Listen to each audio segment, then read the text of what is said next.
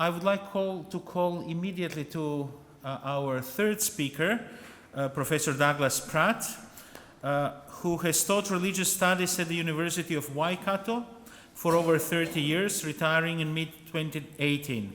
He currently holds appointments as honorary professor in the Theological and Religious Studies program of the University of Auckland. He is adjunct professor in the Faculty of Theology in University of Bern, Switzerland, honorary senior research fellow at the University of Birmingham, UK, adjunct professor, law and religion, the University of Fiji, and associate researcher with the Center for the Study of Religion and Politics at University of St. Andrews, Scotland. He will offer to us the Christian perspective. Occasionally, Doug is also a preacher in Holy Trinity Cathedral, and we are really glad that we can have him this evening also as a speaker at this panel. So, warm welcome.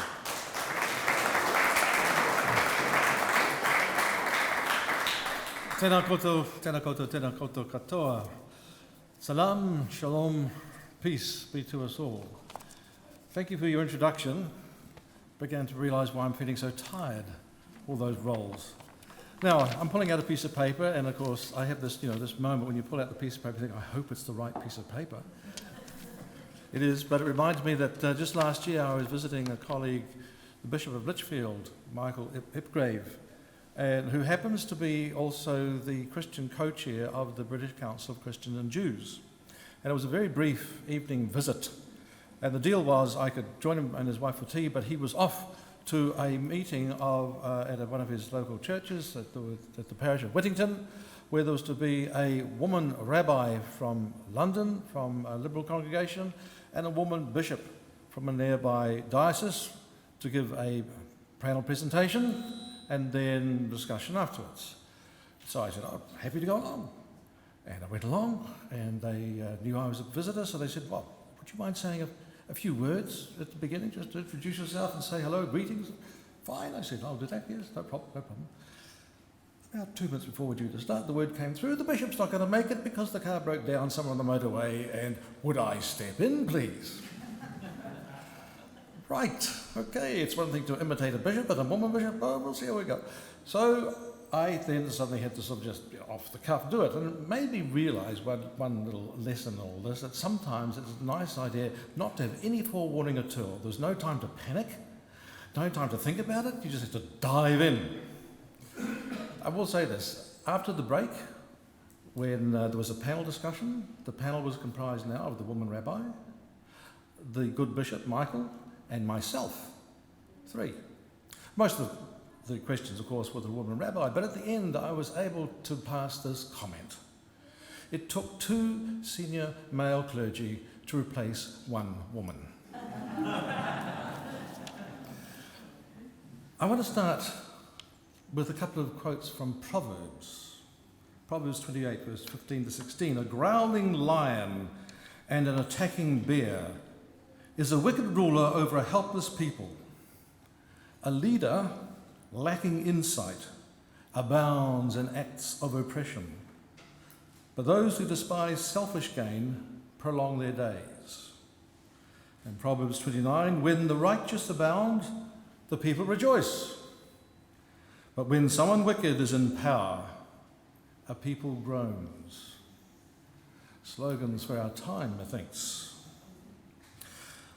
But not only slogans for our times, it kind of highlights the fact, as the other 2 speakers have indicated already, the nature of social justice is that you realise what it is when you haven't got it, when it's being trampled on, when it's being curtailed, when people are suffering for whatever reason. We're aware, of course, of personal justice. I often like to think of and make reference to what in some lists is the 9th and some lists is the 8th commandment. It's the commandment about not bearing false witness against your neighbour. Because when you flip it around and say, what's it like to have false witness borne against you? If you've ever experienced that, you will know exactly what I mean. When somebody misrepresents you, you realise what it's like to suffer a personal injustice. And that can also be extended to groups as well, when groups are vilified and are, misrepresented. And that happens in our context quite a lot. But social justice is very much particularly, of course, to do with the group context, the dynamics, the structures within which individuals exist. And within the biblical tradition, as we heard from our Jules, isn't that right, earlier on,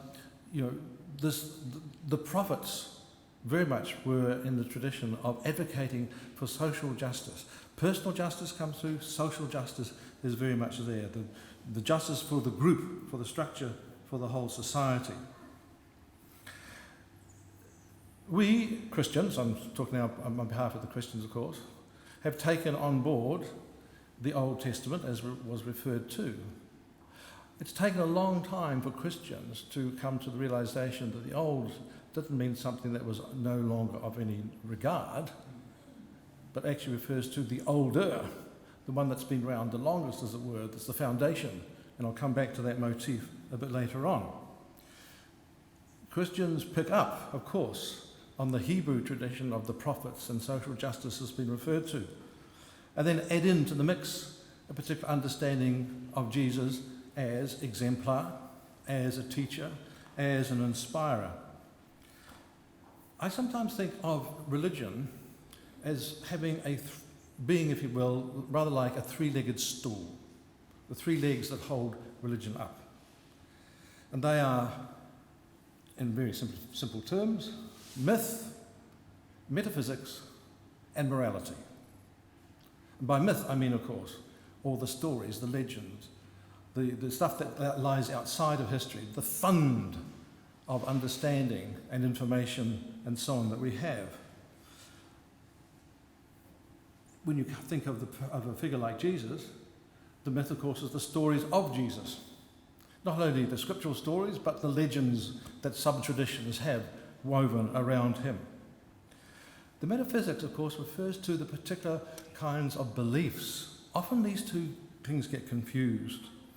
The beliefs about, the nature of. And this is where, in many Christians go quite cross-eyed at this point. You can talk about God as three hypostases in one ousia. What's that? Or Jesus as kind of, two in one natures. Oh, what's that? Or you can say God is love. That's better. In other words, we can get caught up in these kind of technical, what I call metaphysical issues and questions and so on. But what we come through to very often is the morality. The morality is, how do we live? What's the example? What's the teaching? What is the word? What is the insight? And as the rabbi mentioned, just that version of do unto others. The rest is all footnotes, or whatever. How we live together as people, how we live in a society, how we live in the world around us in this day and age. So when you unpack myth, metaphysics, and morality, there's a lot more to it than what those words on the surface may suggest. The morality is, of course, the ethics, the how of how we live, the issue of justice, personal and social. And tonight we're focusing on social. Justice has been referred to as the defining characteristic of deity, a defining characteristic of discipleship in Christian terms. If you were a disciple, you were a follower, and you were following a discipline. It's not something casual. It's trying to understand what is God saying to us today. What is God wanting of us today? What is the way and the will of Christ for us today as Christians? There's an interesting word, Hebrew word, mishpat. Can be sometimes interpreted justice, sometimes judgment, but the two really go together. And it's seen in the example of the instance of Solomon and the two women and the one baby. And the judgment was cut the baby in half, give them half each. But the justice was, in making that judgment, the truth of the matter came out. And the truth of who the child really was and who was the true mother came out. Sometimes it takes the moment of judgment in order to facilitate the justice. And sometimes the justice requires, if you will, a judgment. It can't be casual. It's not something that we can sit lightly to and just ignore. The social justice tradition is sometimes referred to as a particular slogan. I saw it first in French. I won't try it in French, I'll give it to you in English. One faith, one law, one king. And for a long time, Europe was, of course, caught up in the struggles around that kind of concept. If you're a people, you have one faith and you have one ruler, one king. It's a package deal. It's all held together. Diversity was seen as a problem, as kind of undermining. The call for unity, of course, comes through in our time and time again. And often is a confused kind of a call. Is it the unity where you have just one ruler? Oh, we know some rulers, don't we, who would just like to think that they are the only ruler and forget the rest. I'll rule, thank you very much. I'll trump it. We'll rule, and so there's nobody to hold me to account. I know best. I'm the greatest. Oh, gosh. Can't you get caught up in this one?